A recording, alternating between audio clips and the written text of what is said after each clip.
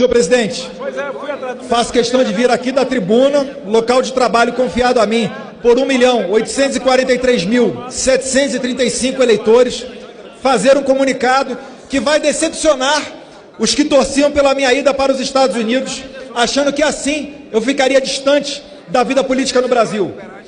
Os mais de 57 milhões de eleitores de Jair Bolsonaro clamam por mudanças, e certamente isso inclui a área internacional. Quem não se revoltou com 1 bilhão e 300 milhões de reais enviados por ano para a ditadura cubana, com o trabalho escravo dos mais médicos?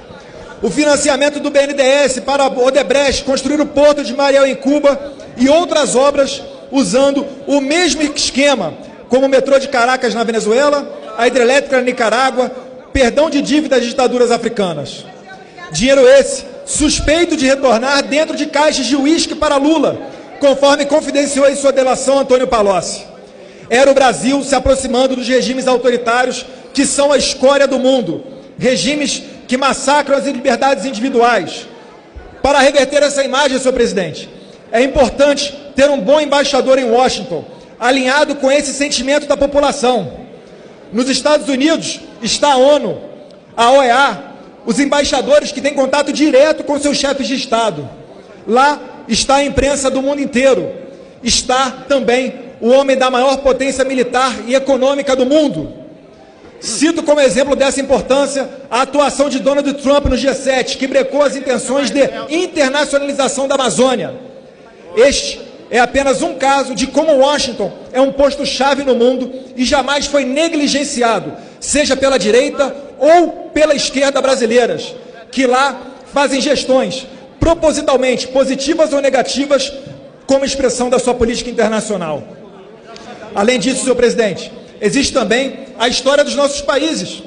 Os Estados Unidos foram o primeiro país a reconhecer a independência do Brasil em 1824. Foram também os primeiros a receber uma embaixada nossa em 1905, sob gestão do chanceler pan-americanista Barão do Rio Branco. Estar próximo dos Estados Unidos é resgatar a boa diplomacia nacional. É, nas palavras do nosso primeiro embaixador nos Estados Unidos, Joaquim Nabuco, ter ao seu lado, abre aspas, o maior dos exércitos, a maior das marinhas, exército e marinha que nunca poderíamos ter, fecha aspas.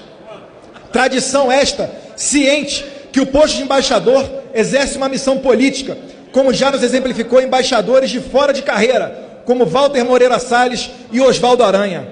Ambos embaixadores em Washington, com apenas 40 anos de idade, sendo que o último sequer falava inglês. Porém, mais inegável ainda foram as suas destacadas contribuições para a política internacional brasileira, como a entrada do Brasil na Segunda Guerra Mundial ao lado dos aliados e não dos nazistas, a criação do Estado de Israel e o viés comercial liberal de um embaixador. E se formos falar de outros países além dos Estados Unidos, aí é que não faltarão exemplos. Na esquerda, temos o caso de Tilden Santiago, fundador da CUT do PT, que após não ser eleito pelo PT em Minas Gerais, foi indicado por Lula para ser embaixador do Brasil em Cuba. Lula certamente não indicou seus filhos, pois eles estavam ocupados com outras funções, como a de ser o Ronaldinho dos negócios. Embaixador é alguém que representa o Brasil no exterior. E se um político que não conseguiu se eleger foi representar todo o conjunto dos brasileiros no exterior, o que dizer então sobre o deputado mais votado da história do país? Certamente não me faltaria legitimidade, e isso é um fato que independe de interpretações.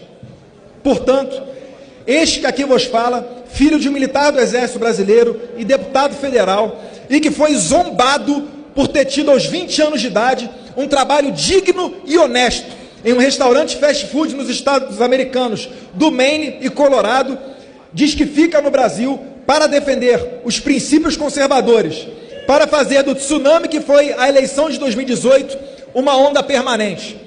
Assim, senhor presidente, me comprometo a caminhar por São Paulo, pelo Brasil e, por que não, pelo mundo, buscando identificar aliados que tenham interesse em servir o seu país nessa guerra cultural contra aqueles que querem destruir a identidade ocidental, os valores judaico-cristãos e as liberdades individuais.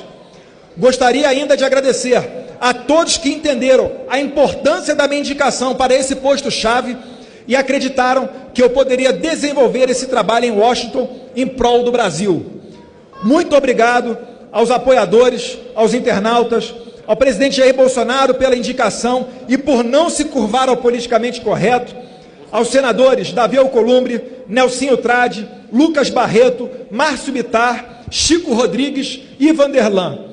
Também ao presidente americano Donald Trump e ao governo dos Estados Unidos por terem aceito o meu agrimã.